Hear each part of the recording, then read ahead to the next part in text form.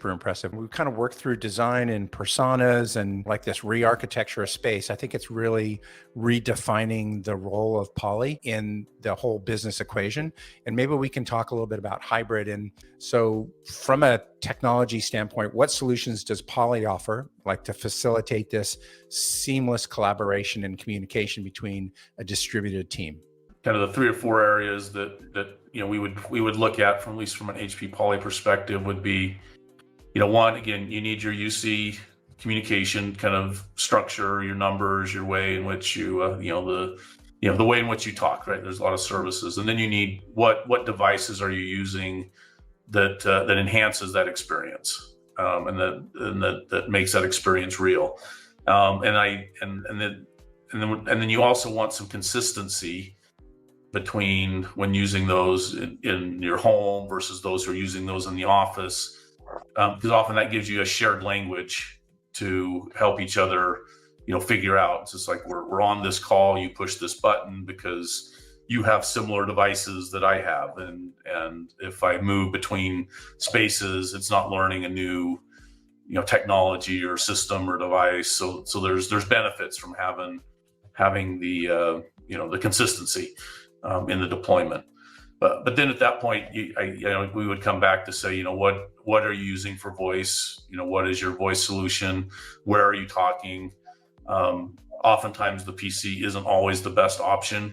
Oftentimes the worker is not one that uses a PC. They're doing something else, or you want the PC real estate for something else and not for your phone conversation. So that's a reason why, again, you may want a handset. And then the headset is really all about, in my mind, it's a lot about just noise handling.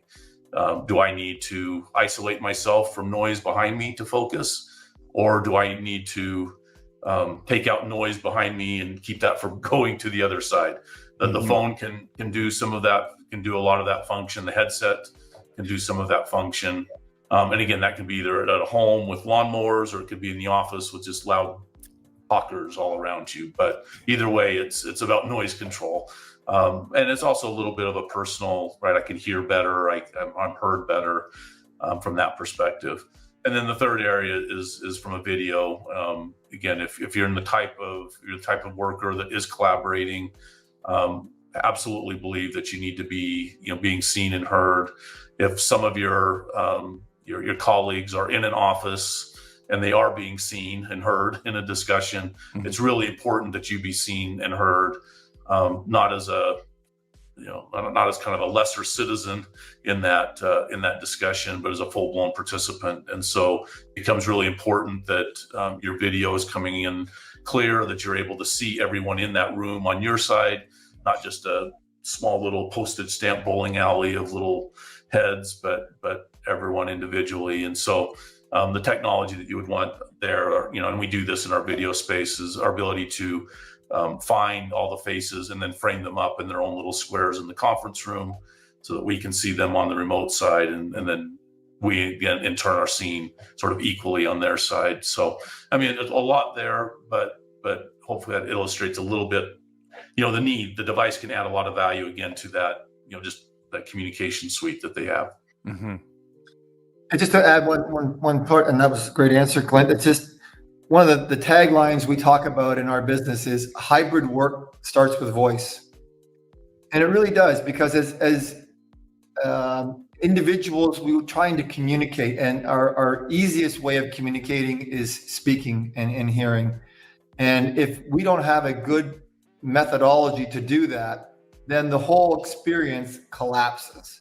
Whether I'm on a headset, whether I'm on a video call, whether I'm on a phone call, or walking by a wood chipper, that is what is fundamental to any type of communication solution that you bring to market. Is the voice has to be clear.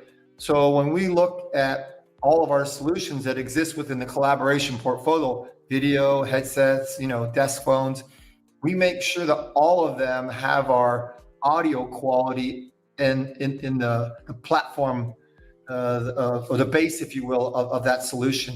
Like Clint mentioned earlier, noise block AI, or what we call acoustic fence.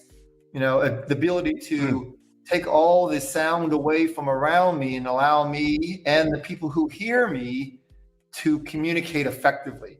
Because quite often people think, oh, I've got my pods in my ear and I'm talking to people and they're hearing me. Well, they're also hearing the car driving by or the dog barking or the TV or whatever the other extraneous noise is. So if I'm not delivering a very high quality voice to somebody and they aren't experiencing that on the other side, we're not going to have a very good communication experience. So having that across all the portfolio was something that HP saw as a massive differentiator for them as they're trying to figure out is, what does the office of tomorrow look like?